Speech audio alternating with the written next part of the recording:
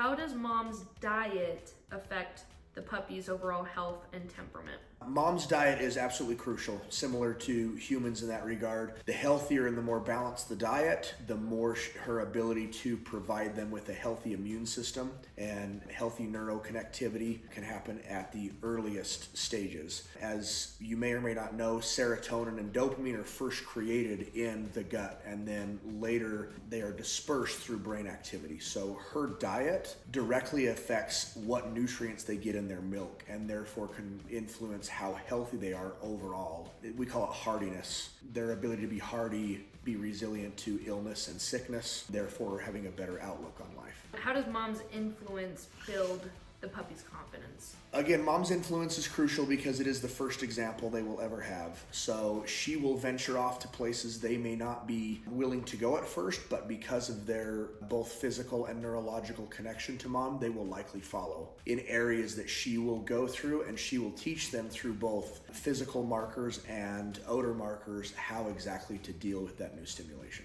How does mom's example for handling new stimulation affect how puppies learn to respond to the same stimulation? So dogs are very pattern-oriented animals. They like to find patterns and consistency within their day. So if mom shows confidence and puts off confident odors, puts off confident presence, the puppies will then mirror that behavior and learn how to deal with new and evolving stimulation and learn how to appropriately respond when there's something to be afraid of versus when there's something not to be afraid of. What role does mom play in developing the puppy's overall grit? It's her timing. So mom's timing is absolutely crucial in teaching them all of the different social quirks. So mom, in my opinion, has perfect timing. She will step in when she needs to step in, and she will not step in until absolutely crucial for her to do so, which therefore teaches the dog certain levels of both dependence when they need it or independence when they need it. So learning the art of self-soothing, learning how to deal with situations that maybe they weren't used to,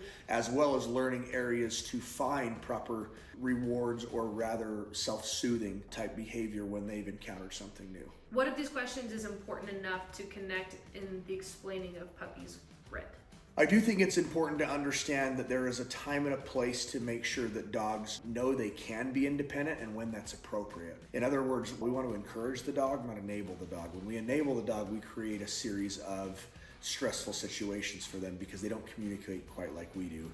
And dogs these days are really struggling, especially when we bring them in our homes. They're struggling to learn how to just be a dog because we just make them too socially dependent on us for all of their different things, and we don't allow them times to make mistakes as well as get into both safe but good and bad situations. So it's important to understand that the more gritty your dog is, if I can use that term, the better they will be at navigating everything throughout their life, and the less they'll be dependent on you to fix it. Is it safe to say then your definition of grit is the dog's confidence in life and in stress? Yeah, overall confidence and overall ability to deal with stressful situations. When we deal with the stressful situation for them, we actually hinder their progress because now they're in a state of perpetual stress because they're used to us bailing them out. When we teach them how to deal with stress, which just like you and I, stress will always come. So when we teach them how to deal with stress on their own, in their own appropriate way, we set them on a much more healthy, both physiologically and psychological